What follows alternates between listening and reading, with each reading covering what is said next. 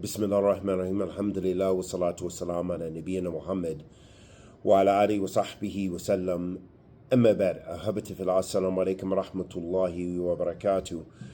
أحبتي في الله, we just heard the news of Sheikh Jamil or Imam Jamil Al-Amin, his passing. Allah yarhamuhu wa yaskinuhu fi jannat na'im. And although we didn't have the same methodological approach or manhaj, so to speak, he was at one point, he was known in his life as H. Rap Brown. He was a civil rights icon and what we refer to as a black revolutionary, struggling for the humanity and dignity of African American peoples in America.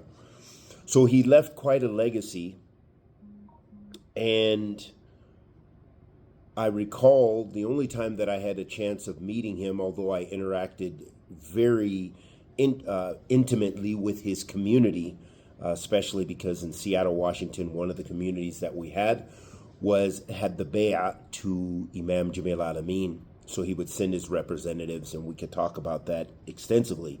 However, the only time I met the Imam was when I was more or less a new Muslim, a year or two into my Islam. I traveled to LA, and there was a conference he was a part of. And afterwards, I don't know how, but myself and the Imam and one of his Imams, his representatives from Compton, California, we left the conference together. We went to Compton from LA, and then we went to basically to go and discuss the issue of some gang fighting with some Muslims, that maybe they were 1 foot in, 1 foot out. So the Imam, he went there to that community in Compton, which was affiliated with his movement, and he went to tell the Imam that basically tell those gangbangers that they have one or two choices. They need to pay blood money, or they need to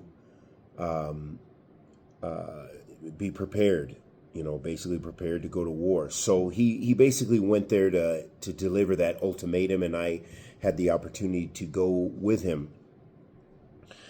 And so we just ask that Allah subhanahu wa ta'ala, this shows us the nature of the Imam and his movement, that they were about community building and action and movement within the North American context. And we ask Allah subhanahu wa ta'ala, the Almighty, to accept the Imam's good and forgive his sins, bless him with Jannat Na'im, have mercy upon him and ease upon his family. He spent a lot of years incarcerated, and that's where he died, in corrections. And we just ask that Allah subhanahu wa ta'ala has mercy upon him and blesses him with everything, blesses him with Jannat Na'im, and puts ease upon his family, and helps the ummah to go forward, and guides and protects and preserves the Muslims everywhere. Wa sallallahu wa sallam ala nabiyyina Muhammad wa ala alihi wa sahbihi wa sallam.